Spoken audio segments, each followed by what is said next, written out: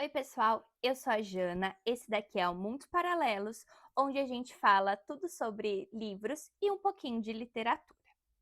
Hoje eu vim trazer para vocês o segundo episódio do Diário de Leituras, do livro Palavras de Radiância, aqui, do Brandon Sanderson.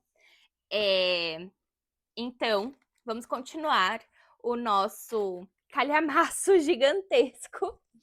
É, Então fica aí o meu alerta de spoilers, já que a cada 100 páginas eu venho aqui fazer um resuminho do que aconteceram e das minhas impressões é, dessas 100 páginas. Então, tem spoilers, né? Se você ainda não leu ou quer ler e se incomoda, né, com spoilers, salva o vídeo para assistir depois que você lê. Então vamos lá. Estamos na página 100 a 200. Isso é um estimado, tá, gente? Porque eu faço mais por término de capítulo, então pode ser que seja um pouquinho mais, um pouquinho menos, mas é mais ou menos por aí. Então, gente, tem o meu resuminho, porque, né, é bastante coisa que acontece e eu vou anotando tudo que eu acho importante para não esquecer. Então, se vocês me verem olhando para baixo, é por conta disso. Mas vamos lá começar. Então, aqui a gente vai começar lá no capítulo 5. Então, assim, o Dalinar, a primeira coisa que ele faz é mudar como se pode caçar as gemas corações, né? Que é como eles ganham dinheiro nos dias de hoje.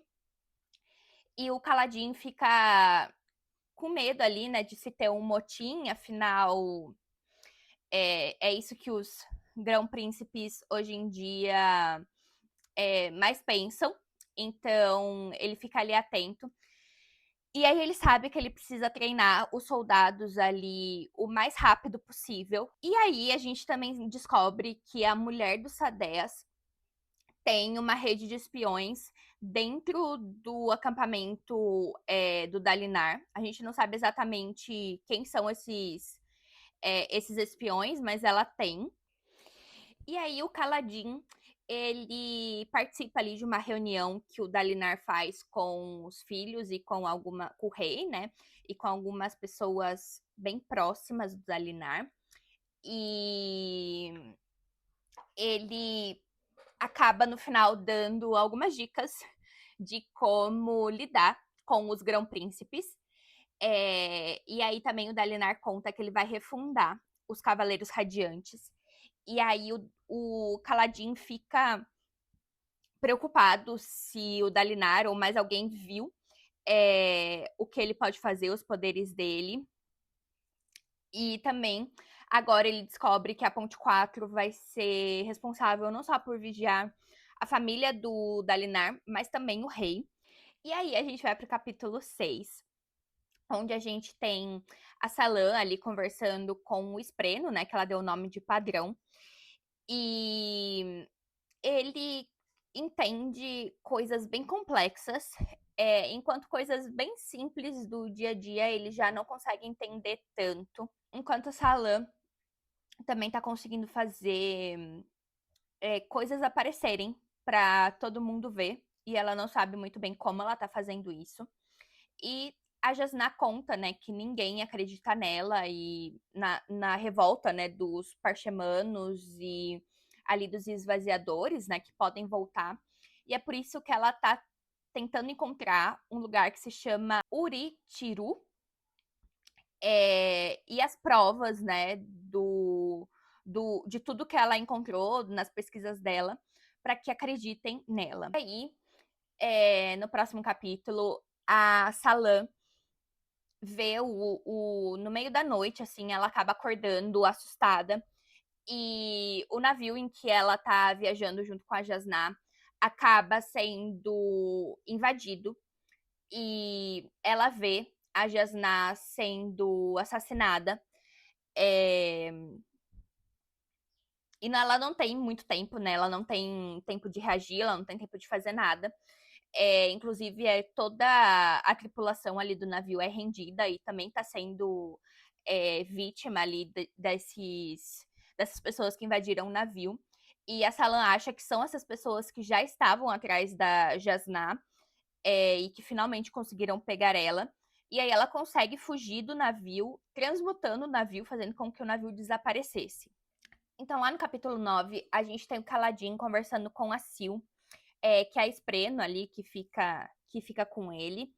E ele pergunta para ela se tem outros como ele. E primeiro ela não consegue se lembrar muito bem, ela tenta, mas ela não se lembra. E depois ela fala para ele que sim, que tem outros como ele. E que justamente tem outros esprenos que estão em busca dessas pessoas e que ele precisa virar um radiante.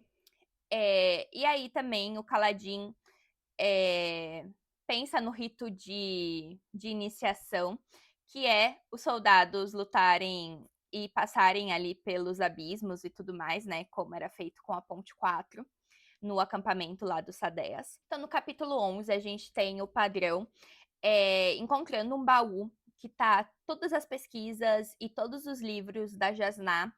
Então, a Salan consegue recuperar isso. E ele também conta para Salan que em Shadesmar, tudo o que é terra aqui no nosso mundo, lá é mar e vice-versa. E ela tenta acender uma fogueira ali, mas ela não sabe fazer isso, então ela tenta usar Shadesmar para isso. E ele ajuda ela a se manter como se fosse nos dois mundos, não ir totalmente para Shadesmar e não ficar totalmente aqui. Então, ele ajuda ela a fazer essa transição, mas ficar nos dois mundos ao mesmo tempo. E ele fala que ir para Shadesmar é extremamente perigoso para os dois. Aí no capítulo 12, a gente tem o Kaladin. Ele começa a treinar os poderes dele de outra maneira, ali como se ele fosse usar nos campos de batalha mesmo, tentando fazer o que ele pode fazer com aquele poder, né? Para enfrentar os inimigos. E aí a gente acaba também descobrindo que o Rocha é um soldado maravilhoso, mas ele fala, né, que ele não pode ser um soldado porque ele não é um terceiro filho. E os papaguampas têm essas superstições e ele segue bem à risca. A gente tem o Amaran, que é o grão-senhor que acabou roubando a espada fractal do Kaladin e marcando ele como escravo e vendendo ele como escravo. Indo até o acampamento do Dalinar, e a gente descobre que o Dalinar é amigo dele. Aí agora a gente tem o fim da parte 1 e a gente vai para os interlúdios. Os interlúdios a gente tem novos personagens. A gente começa com a Eshonai. Ela é a Fractária que lutou com o Dalinar. E ela conta que ela continua indo nas incursões aí que se tem quando vai ter combate com os aletianos, porque ela quer encontrar o Dalinar, ela quer conversar com o Dalinar, porque ela fala que ela tem ali algumas coisas para conversar com ele e precisa falar com ele. E aí a gente descobre que foi ela e alguns outros que ordenaram a morte do Gavilar, porque ela fala que ele ia colocar algum plano em ação que ia trazer os deuses dos ouvintes de volta, que eles iam retornar, e por isso que eles preferiram matar o Gavilar, para que isso não acontecesse. E os parchemanos, eles descobriram uma maneira de fazer uma forma tempestuosa, que eles podem mudar, né, de formas. Eles têm várias formas, eles podem mudar a forma deles para várias coisas que eles precisam, porque eles não são humanos, eles são uma raça diferente. Eles parecem humanos, mas eles são outra raça. E então eles descobriram o segredo para essa forma tempestuosa, para conseguir mudar para essa nova forma. E nessas 100 páginas foi tudo isso que aconteceu, eu achei que foram bastante coisas. Normalmente os interlúdios tem algumas coisas que servem pra história, outras que pra mim não fazem tanto sentido, mas tudo bem. Então, vamos ver como se decorre aí a história. Mas eu continuo amando o livro.